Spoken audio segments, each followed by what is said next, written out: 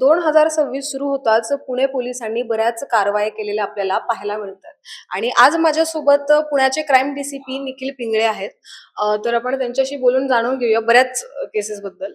तर सर, पहिले तर जे भारतीय विद्यापीठ पोलीस स्टेशनच्या अंतर्गत जो रेप मर्डरचा केस आज समोर आलाय सगळ्यांचा, त्याच्याबद्दल आम्हाला इन्फॉर्मेशन द्या की कशा पद्धतीने तुमच्या समोर आला, काय घटना घडली होती नेमकी?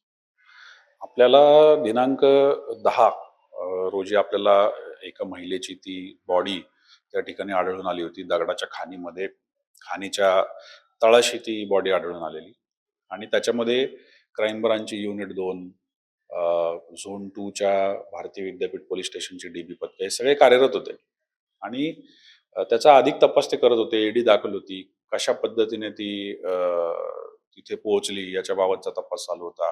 काही सीसीटीव्ही फुटेजचा तपास घेतला जात होता आणि त्याच्यामध्ये असं निदर्शनास आलं की एक संशयित रिक्षा जिचा हुड एकाच रात्रीमध्ये बदललेला दिसत होता अशा प्रकारची आढळून आली आणि ती रिक्षा जी आहे त्या रिक्षाचा पाठपुरावा करत असताना आपण 3 संशयित ताब्यात घेतले आणि त्या 3 संशयितांकडून जी माहिती प्राप्त झाली त्याच्यातून अजून 3 आरोपी आपण या तिघांव्यतिरिक्त निष्पन्न केले.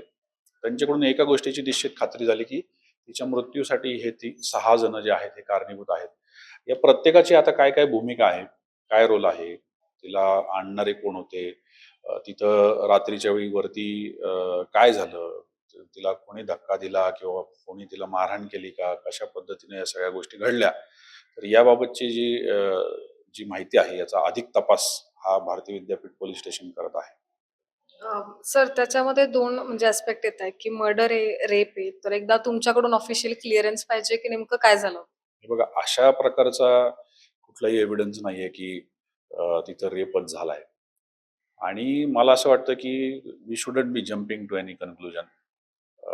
या सगळ्यामध्ये तपास चालू आहे. अशी कुठलीही गोष्ट आम्हाला खात्रीशीररित्या निदर्शनास आलेली नाही आणि त्याच्यामुळं याचा तपास जो चालू आहे तो योग्य दिशेने चालू राहायला पाहिजे.